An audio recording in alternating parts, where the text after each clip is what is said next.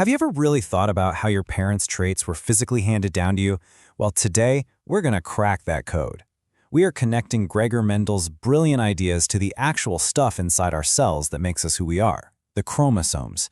And listen, if you're prepping for the CUET exam, you need to stick around, because understanding this is an absolute game changer. Let's jump right in. So, let's start with the big mystery. You've got Mendel, right? The father of genetics. He figured out the basic rules of heredity way back in the 1860s. He knew something was being passed down from parent to child. He called them factors, but he had absolutely no idea what they were physically or where you'd even find them. It was, for all intents and purposes, a giant genetic black box. Now, why is this so important for your exam? I want you to think of this topic as a bridge. It's not just another chapter to memorize.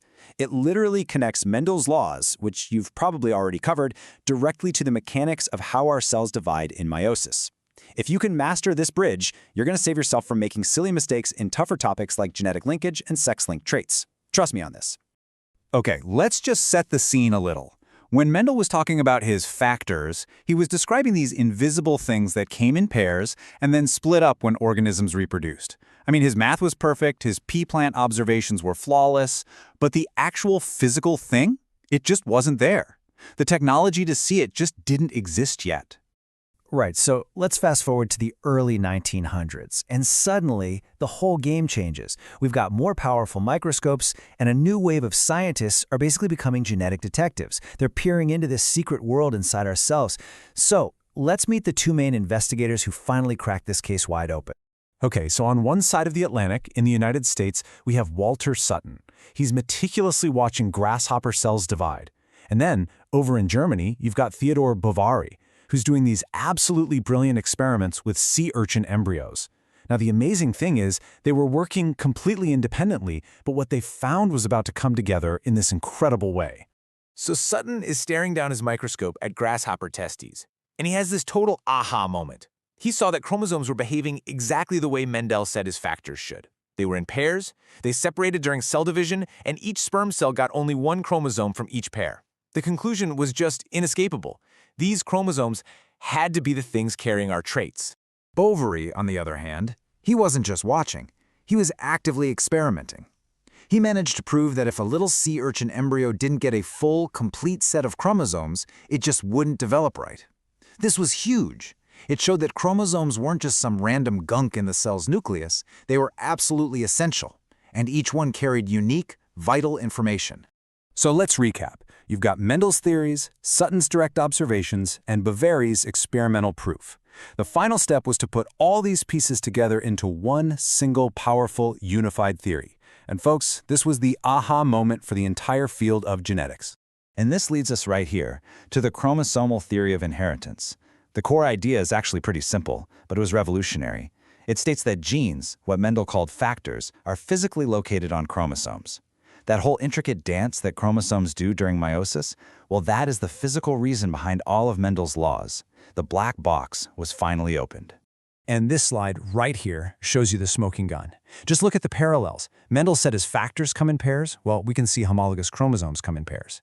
Mendel said factors segregate when you make gametes. We see homologous chromosomes literally separate during meiosis. Mendel said different factor pairs assort independently. Guess what? Different chromosome pairs assort independently too. This one-to-one match was the undeniable proof they needed.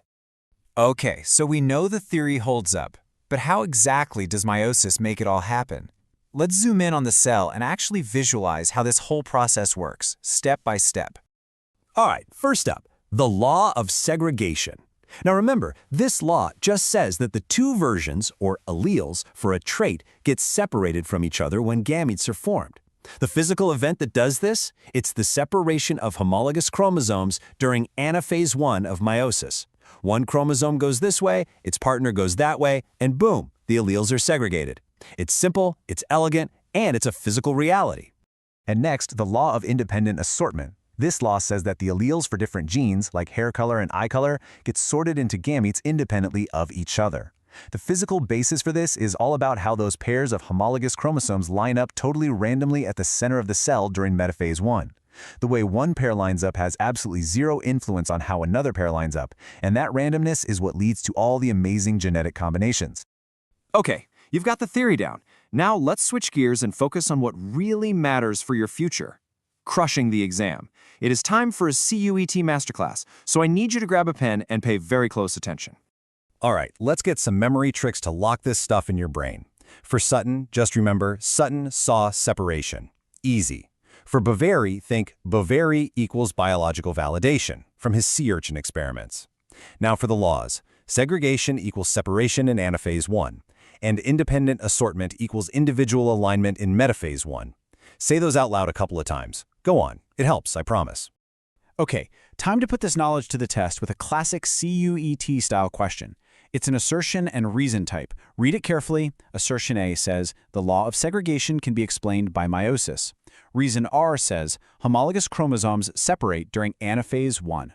I want you to pause this explainer right now, think it through, and lock in your answer. And the answer is A. Of course it is. Both statements are correct, and the reason is the perfect explanation for the assertion. This is the absolute heart of everything we've talked about today. That physical pulling apart of homologous chromosomes in Anaphase 1 is the law of segregation in action. If you got that right, give yourself a pat on the back. You're doing great. Okay, now listen up. This is important. These are the exam traps where so many students lose easy marks. Don't let that be you. First, do not confuse Sutton and Mendel. Mendel did the theory, Sutton found the physical proof. Second, remember, Mendel knew absolutely nothing about chromosomes. Zero. Also, you have to know your meiosis stage is cold. Metaphase 1 is about alignment, Anaphase 1 is about separation. Don't mix them up.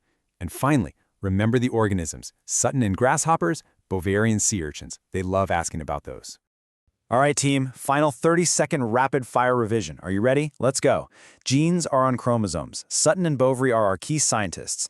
That parallel behavior is the key evidence. Law of segregation is because of Anaphase I. Law of independent assortment is because of Metaphase I.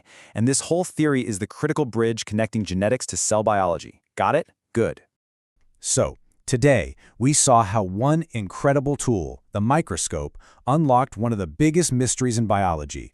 You've officially cracked the chromosomal code. So I want to leave you with a question to think about. What's another huge biological puzzle that was only solved once we finally got the power to see the invisible world? Drop your thoughts in the comments below. Thanks for diving in with me today.